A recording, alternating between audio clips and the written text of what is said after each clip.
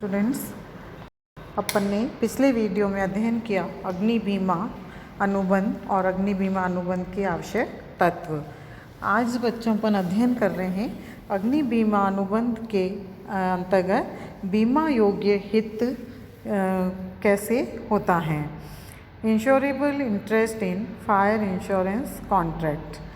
अग्नि बीमा अनुबंध के लिए बीमाधारी प्रस्तावक का बीमा की विषय वस्तु में बीमा योग्य हित का होना आवश्यक होता है।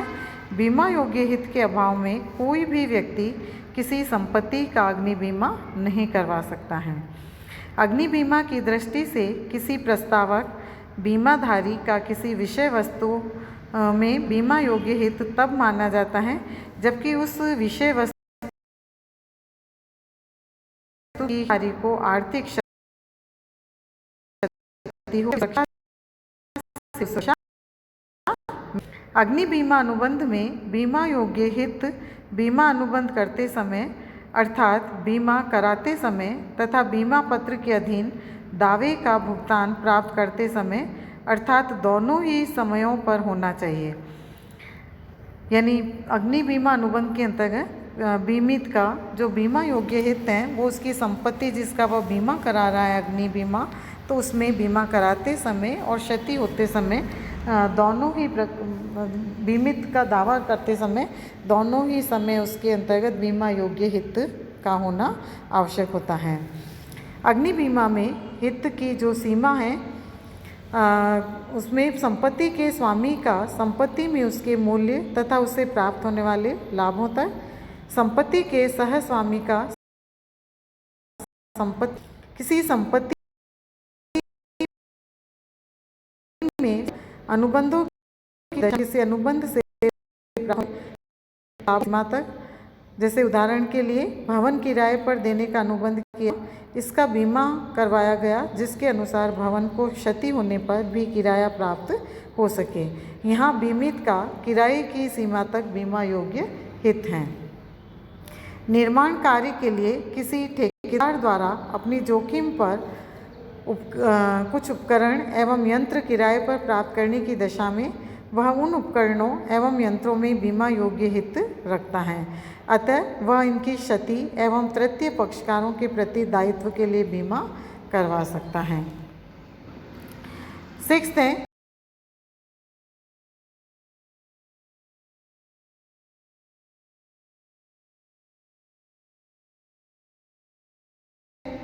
बीमा अनुबंधों के कारण बीमाकर्ता का भी अपने द्वारा बीमाकृत जोखिम में बीमा योग्य हित पाया जाता है, इसीलिए बीमाकर्ता पुनर्बीमा करवा सकते हैं। भंडार करने वाला आदि का भी अपने अधिकार में पड़े माल में बीमा योग्य हित होता है। एक का सीमा तक बीमा दी है। एक बीमा योग्य विनाश की गई संपत्ति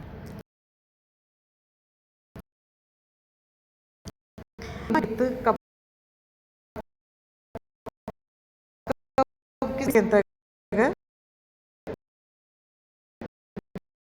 बीमा प्राप्त कर सकता है। अब हम देखते हैं कि अग्नि का अर्थ क्या है, मीनिंग ऑफ फायर। अग्नि बीमा के संदर्भ में अग्नि शब्द का विशिष्ट अर्थ है। वैसे तो इस शब्द की जो अधिकृत परिभाषा वो कहीं भी देखने को नहीं मिलती है, किंतु विभिन्न न्यायिक निर्णयों से निष्कर्ष निकाला जा सकता है कि किसी भी आग को बीमा के संदर्भ में अग्नि तब कहा जाएगा जबकि उसमें पहले ज्वलन या दहन से लपटें, रोशनी और ताप उत्पन्न होती हो तथा वह अग्नि आकस्मिक रूप से लगी हो। अग्नि जो प्रथम विशेषता है, अग्नि की प्रथम विशेषता वह किसी वस्तु के जलने से उत्पन्न हुई हो तथा उसमें लपटें, रोशनी एवं ताप उत्पन्न होता हो। जैसे न्यायमूर्ति बॉयल्स ने लिखा है कि अग्नि से तात्पर्य जलने से या दहन से रोशनी एवं ताप उत्पन्न होने से हैं तथा जब तक वास्तविक रूप से लपटें न निकले उसे सामान्य बीमा पत्र में अग्नि नहीं कहा जाता है। इस प्रकार स्पष्ट है कि जिस आग से लपटें रोशनी तथा ताप शर्तों के अनुसार अग्नि नहीं होती हैं, फलतः अग्नि बीमा के अंतर्गत लपटों ताप तथा रोशनी विहीन अग्नि से हुई क्षति के लिए दावा भी प्रस्तुत नहीं किया जा सकता है। इसीलिए प्राय यह कहा भी जाता है ज्वाला या लपटों के बिना दावा नहीं। उदाहरण के लिए आलू के एक गोदाम में का अग्नि बीमा किया हुआ है। उस गोदाम के दरवाजे तथा रोशनदान बंद होने के कारण उसमें अत्यधिक गर्मी तथा उसमें उमस पैदा हो जाती है और आलू ऐसी स्थिति में अग्नि बीमा अनुबंध के अंतर्गत आलू की क्षति की पूर्ति नहीं करवाई जा सकती क्योंकि उसमें अग्नि से क्षति नहीं हुई है। इसी प्रकार यदि सूर्य की गर्मी से चीनी पिघलकर नष्ट हो जाए या सूर्य की गर्मी से ही लकड़ी के दरवाजे खिड़कियां आदि से अग्नि बीमा की विषय वस्तु नष्ट हो जाए तो उसे अग्नि से हुई क्षति नहीं माना जा सकता है। तो यह उल्लेखनीय है कि अग्नि बीमा से क्षतिपूर्ति प्राप्त करने के लिए आवश्यक नहीं है कि वस्तु केवल आग की लपटों में ही जली हो। यदि आग की ज्वाला या लपटों के प्रभाव से भी बीमित वस्तु नष्ट हो जाती हैं तो भी अग्नि से क्षति हुई मानी जाती हैं। आकस्मिक आग, फायर बाय एक्सीडेंट। अग्नि बीमा के संदर्भ में अग्नि तभी मानी जाती हैं जबकि वह आकस्मिक रूप से लगी हो। जानबूझकर लगाई आग को अग्नि नहीं माना जाता है। कई बार दैनिक जीवन बनाने, चाय दूध बनाने या दूध गर्म करने, कमरा गर्म करने, विवाह की रस्म संपन्न करने, बीड़ी सिगरेट पीने आदि के लिए आग जलाते हैं।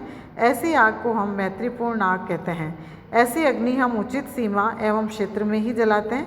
ऐसी अग्नि से एक उचित क्षेत्र के अंतर्गत होने वाली क्षति की अग्नि बीमा के अंतर्गत पूर्ति नहीं करवाई जा सकती है। किंतु कभी अचानक इस आग की चिंगारियां निकलकर एक उचित क्षेत्र सीमा से बाहर पहुंच जाती हैं और किसी बीमाकृत विषय वस्तु में आग की लपटें उत्पन्न कर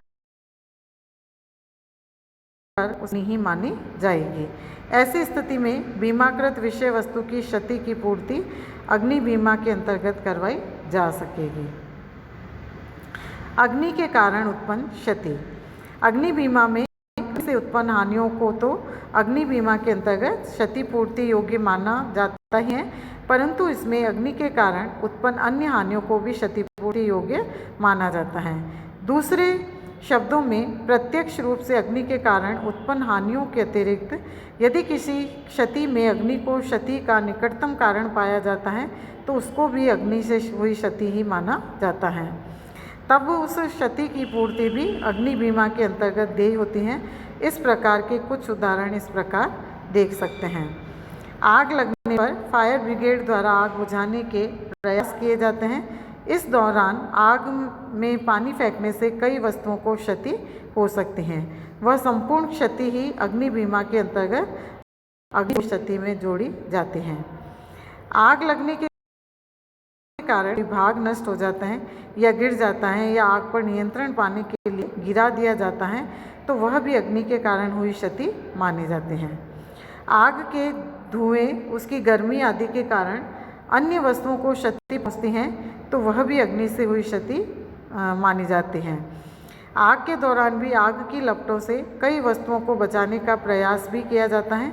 इस प्रक्रिया में कई वस्तुएं टूट या नष्ट हो जाती हैं, वह भी अग्नि से हुई क्षति ही मानी जाती हैं। आग से बचाने के बाद पानी बरसने या अन्य कारण से वे वस्तुएं नष्ट हो जाती हैं तो वह भी अग्नि से हुई क्षति मानी जाती हैं।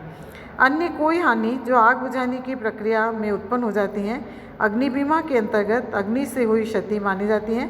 ऐसी हानि की क्षतिपूर्ति करवाई जा सकती है, किंतु इस प्रक्रिया में माल चोरी हो जाए तो उसे सामान्य अग्नि बीमा की में क्षतिपूर्ति योग्य नहीं माना जाता है। वे क्षतियाँ जो अग्नि से हुई नहीं मानी जाती, जैसे जब आग से लपटें निकले बिना क्षति हुई हो, जब गोदाम या मकान की गर्मी से क्षति हुई हो, जब माल को सूर्य की अथवा किसी स्रोत की तेज गर्मी के कारण क्षति हुई हो, जब विद्युत अवरोध के कारण शीत घर में माल नष्ट हो गया हो, जब रासायनिक प्रभावों के कारण माल को क्षति पहुंची हो, जब विस्फोट से क्षति पहुंची हो, बिजली गिरने के कारण क्षति पहुंची हो और उससे आग लपटें नहीं निकली हो, जब गैस या प्रकाश के प्रभाव से क्षति हुई हो, जब अग्नि जानबूझकर लगाई हो तथा उससे लपटें निकलने से माल को क्षति हुई हो। तो ये विभिन्न प्रकार के ऐसे कारण हैं जिससे अग्नि के रूप में माना जाता है या अग्नि के रूप में नहीं माना गया, या जो क्षति जिस कारण अग्नि के कारण हुई है तो कौन से किस प्रकार की अग्नि के कारण क्षति हुई है, तो उसको मानकर और उसके आधार पर क्लेम या दावे का भुगतान बीमाकर्ता के द्वारा किया जाता है।